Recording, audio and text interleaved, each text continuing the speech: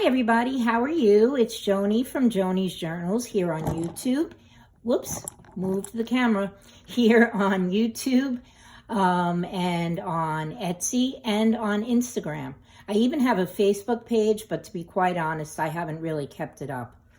I'm here today to do a craft along.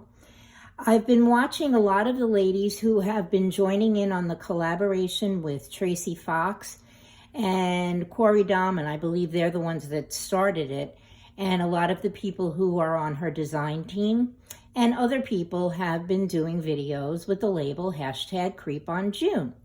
I've been contributing a lot to the Facebook page, but today I decided, because a lot of people have asked me if I have a YouTube channel, I decided to try and do a craft along. If you look on my channel, you'll see a short video showing something that I created last year with a lot of the Tim Holtz items, his paper dolls and his skulls and crossbones and his, I forgot what they're called, the little pots that witches stir their brew in. I added that because I wanted to show you some of the creepy bottles that I've previously made. I watched Jessica Harris. She had 3 videos, and one of them detailed how she made her little bookshelf and also detailed how she made her creepy bottles. Normally for my bottles, I use PVA glue and I use alcohol ink, and I pour them in the bottle, and it makes a little bit of a mixture which eventually solidifies because, as you know, the glue will dry up.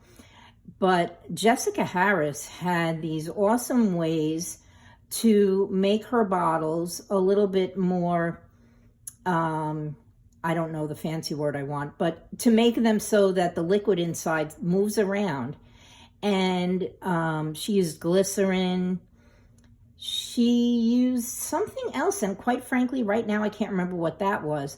But in one of the videos, she used hand sanitizer, which is, the viscosity of it is a little bit thicker than just plain alcohol ink or even water.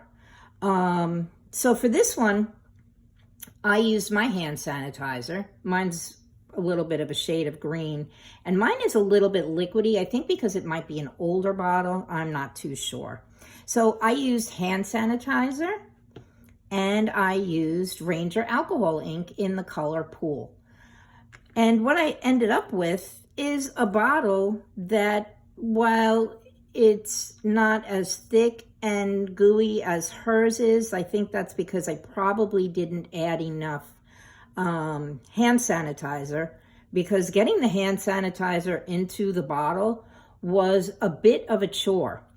Even though mine isn't thick, it was thick enough to be very slow in inching its way down the neck of the bottle and getting to the bottom for me. But here's the bottle. As you can see, I added one of the eyeballs that I've used in previous makes. I added some orange twine that my daughter and I use for beading. There's a Tim Holtz label. It's from the Specimen Labels kit.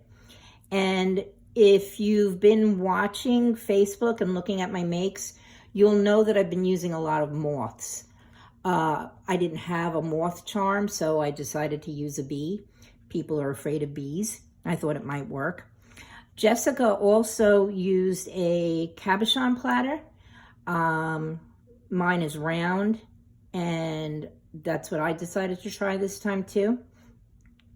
I glued a magnet to the bottom of my bottle with my E6000, and I glued a magnet to the tray.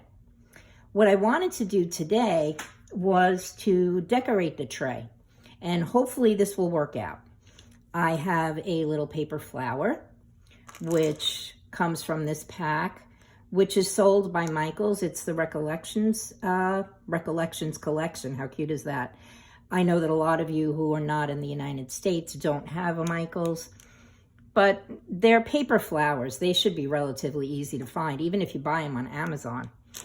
And also I will be using some moss. This is also from Michaels.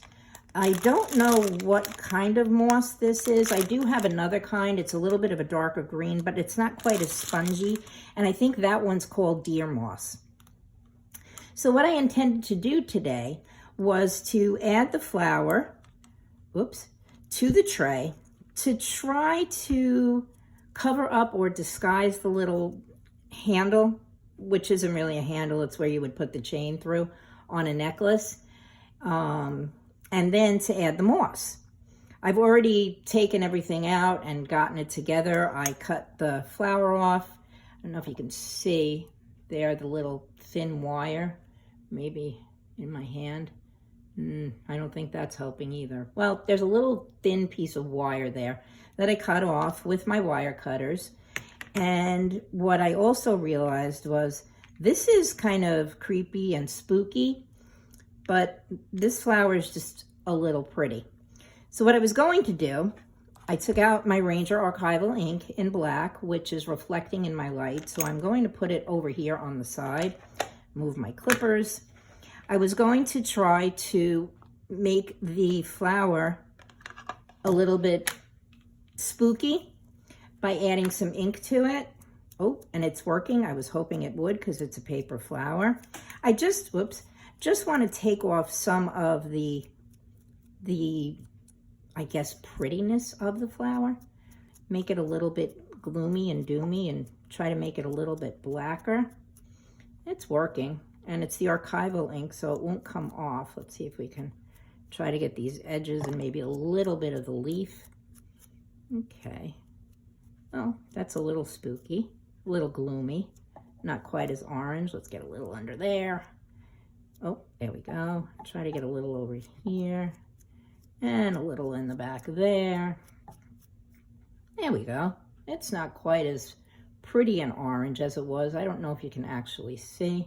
Oh, let's do the back. Let's get that done.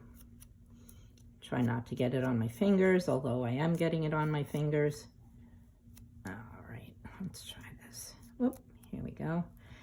I re-inked my pad, but like so many of the people that I hear on YouTube, I don't think I re-inked it quick enough.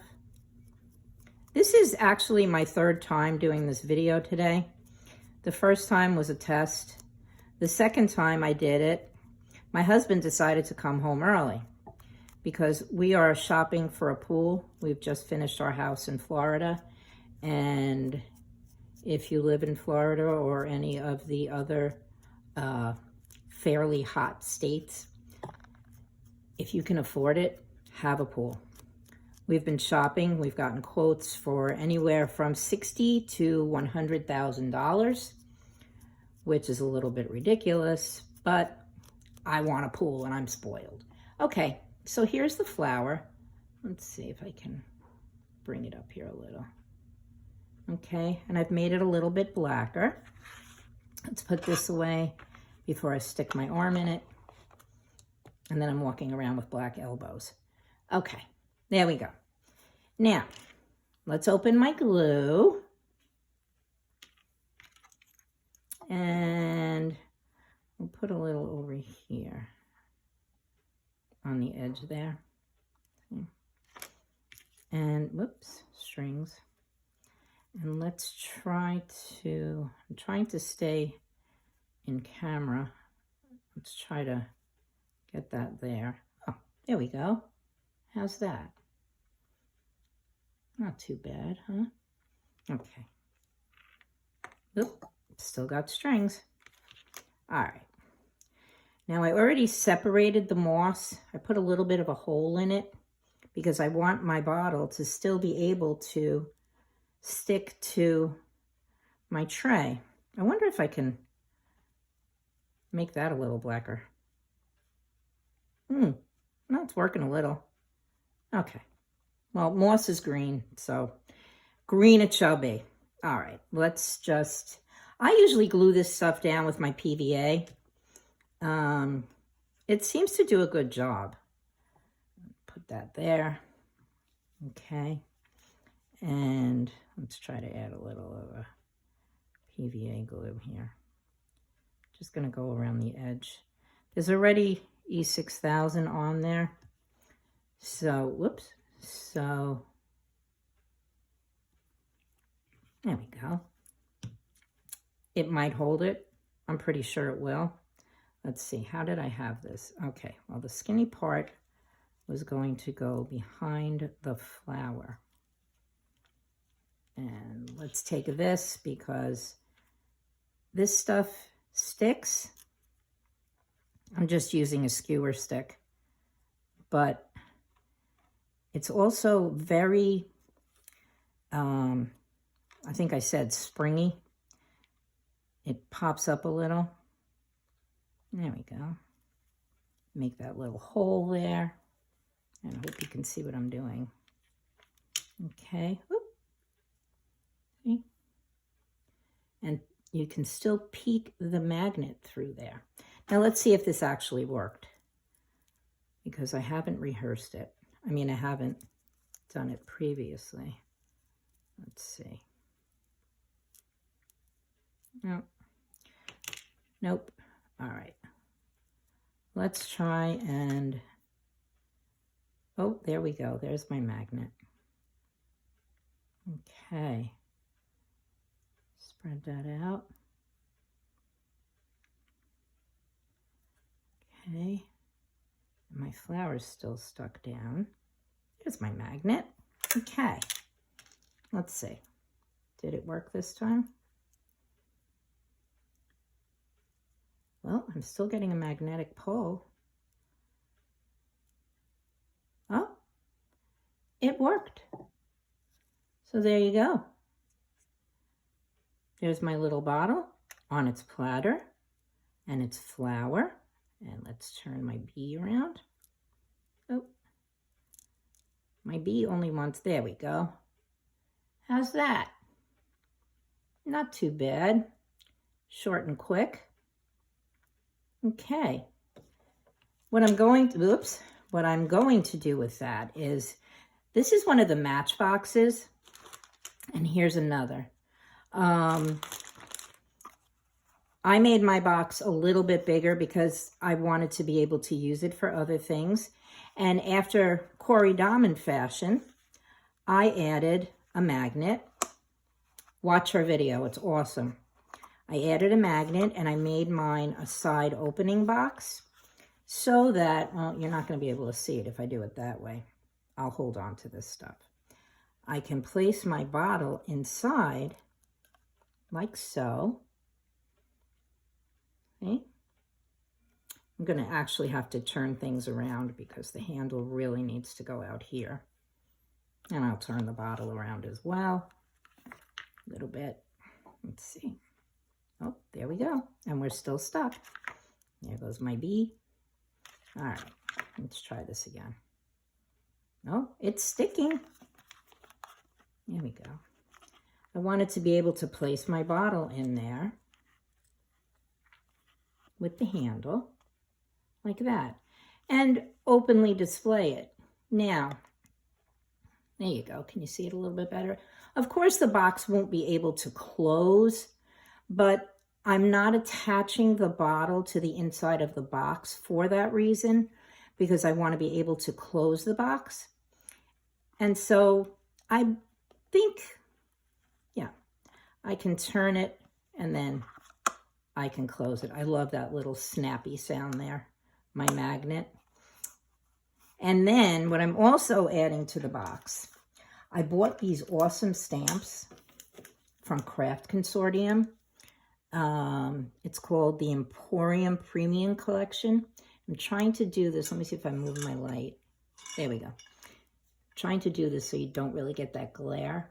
But look at those ooey gooey bugs. I mean, I know some of you don't like bugs, but I have been doing a lot lately with entomology, especially Tracy Fox's entomology collection.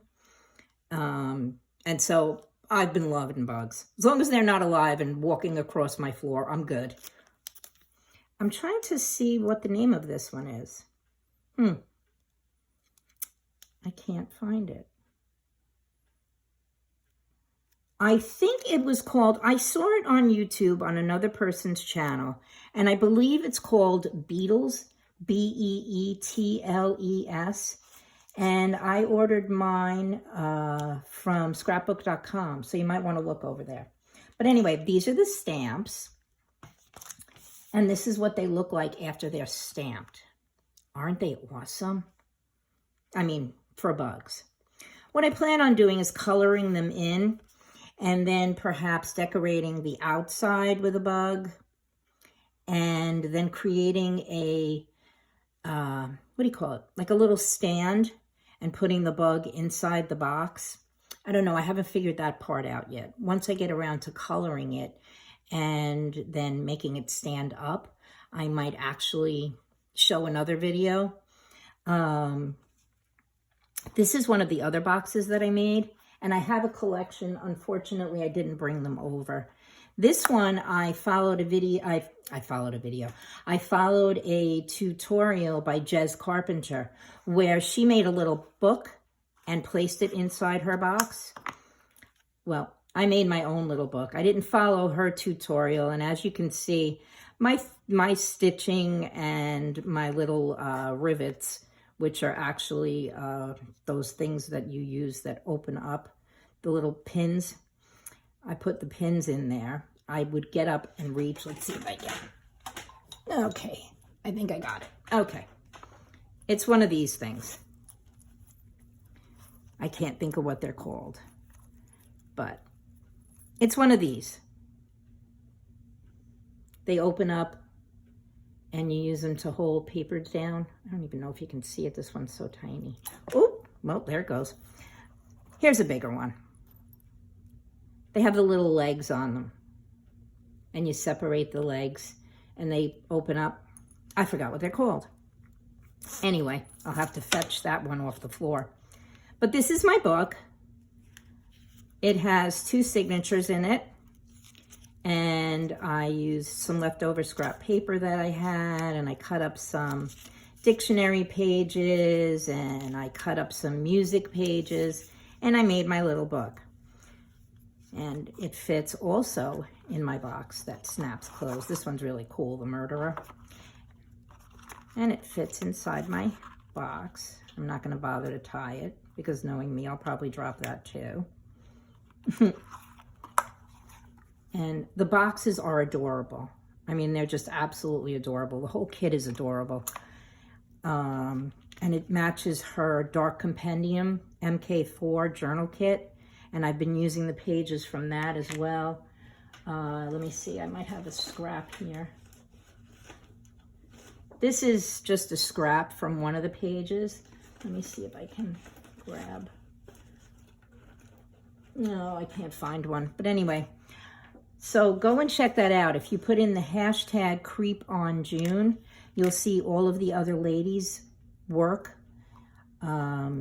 And I did this video today because a lot of people, well, not a lot, I'm not that popular, but a few people on Facebook have asked me if I have a YouTube channel. And I do.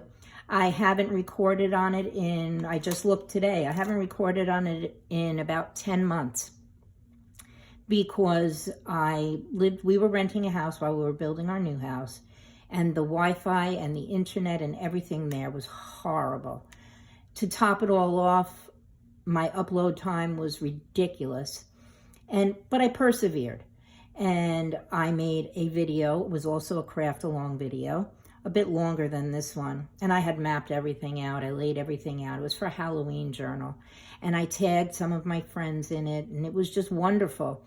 I uploaded it. I waited hours for it to get there, and once it loaded, it had no sound. So that was kind of distressing, and that was another one of the things that got me off of doing my YouTube videos.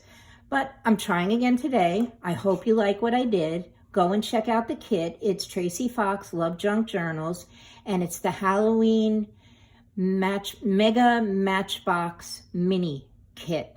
And please go and see the other ladies on YouTube. They're doing awesome jobs.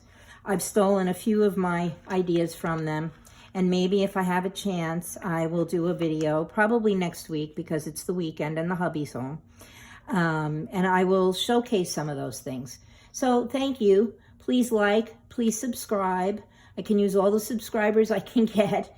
And enjoy. Check out my Etsy shop. I do have a couple of journals in there that I just listed. And thank you. Bye-bye.